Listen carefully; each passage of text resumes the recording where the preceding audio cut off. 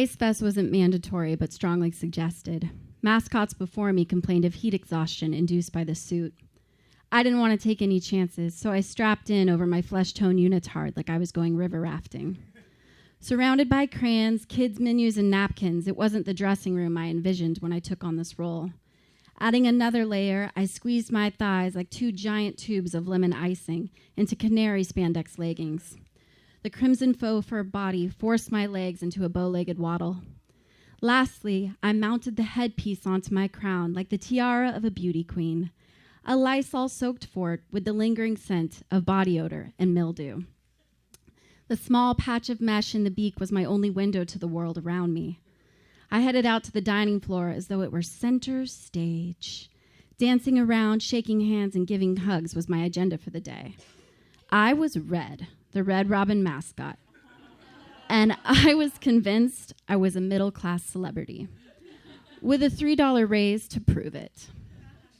I'd heard mascot horror stories before, but I was convinced those things wouldn't happen to me. 10 minutes into greeting guests, and I heard the whispers of children nearby. They were ebbing closer, and I extended my arms because Red gives a lot of hugs. But they didn't want a hug. This group of 9-year-olds was committing their first of probably many hate crimes. And I was their gateway victim. The bashing and kicking of my body was repetitive and steady, like the siren from an ambulance, and I hoped one would arrive. I wasn't allowed to speak, so I stood there waving my wings. Minutes are eons when you're getting your ass kicked. A coworker finally came along and broke up the walloping. Red did have a bodyguard. She was on a cigarette break. Wanting to cry, I scurried to the back of the restaurant, took my head off, and yelled, "I'm just going to pray for them!"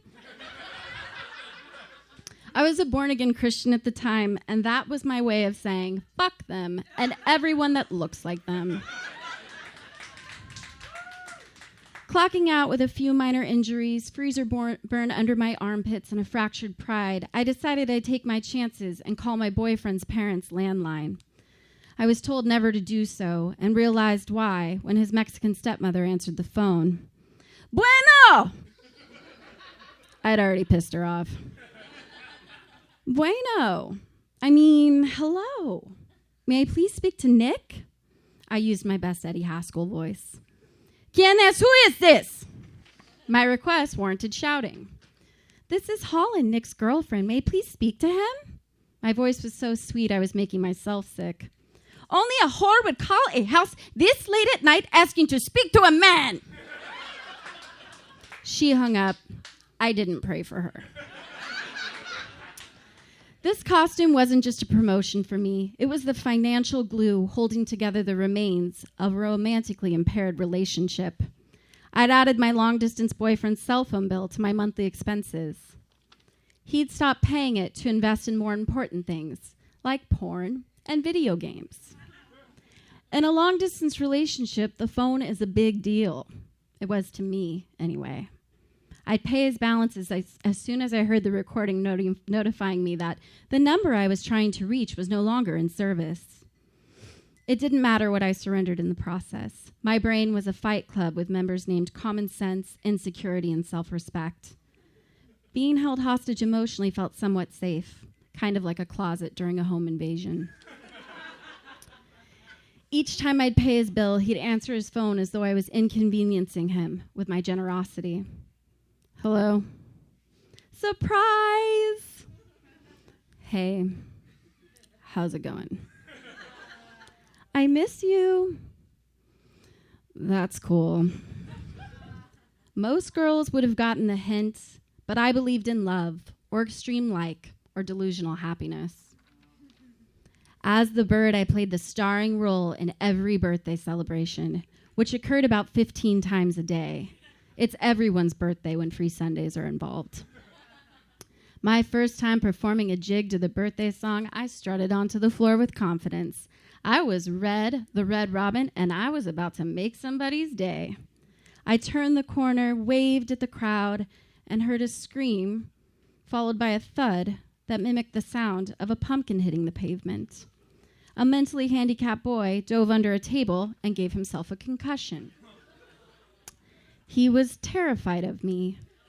And although it wasn't the real me, everyone looked at me like an accusatory Frank McAllister, seconds away from saying, "Look what you did, you little jerk." I hid in the walk-in freezer until the screaming subsided. Our staff operated like a dysfunctional family, sprinkled with attempted incest and assault. The Mexican cooks would occasionally lock me in the walk-in freezer, and today wasn't an exception. They started shouting out sexual comments about me in Spanish. "Chupa la verga." They had made the presumption that the white girl wouldn't know what they were saying, but I'd taken Spanish 1 in high school and read the Dime Uno Spanish textbook cover to cover. So who was chupin' the verga now, guys? I never actually responded or fought back. I put them on my prayer list. In addition to my artificial layer of bird skin, I was covered in the armor of God. Belt of truth, check. Breastplate of righteousness, check. Shield of faith, check. After being freed from the freezer, I duck-walked back into the lobby and continued to greet guests as usual. My vow to silence while in my costume was starting to wear on me. I wanted to talk. I was tired of nodding and waving, and when I saw an old friend from high school, my regard for the rules vanished. "Hey, psst, Christine." My old classmate looked around searching for where the little voice was coming from. "It's me, Holland, the bird."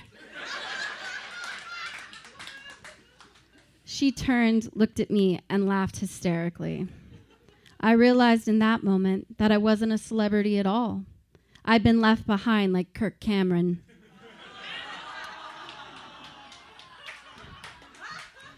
Her life was full of success, and mine was full of steak fries. The engagement ring on her finger was glowing emerald green as I compared her hands to my furry gloves. She embraced my padded body and used air quotes when she said it was good to see me. I nodded in agreement and waved goodbye. I was already embarrassed, but if I got caught and in trouble for talking, I had potential to become a cutter. I journeyed back to the office to pick up some more autographed posters when one of my coworkers approached me. "Holland, come here a minute. I want to ask you something." I turned around and he punched me right in the beak. He was under the impression my head would spin around like a piñata, which was essentially what I become, a fancier version of a cardboard character provided solely for children to beat the shit out of. The cooks and waitstaff began laughing at my misfortune, and my manager sent me out to the street to wave at oncoming traffic. Occasionally, a kind stranger would honk and return the gesture. Maybe things weren't so bad after all. But just as I started to feel embraced by the public, a juvenile delinquent rode past on a skateboard and yelled, "Your job fucking sucks!" Holland Holzer.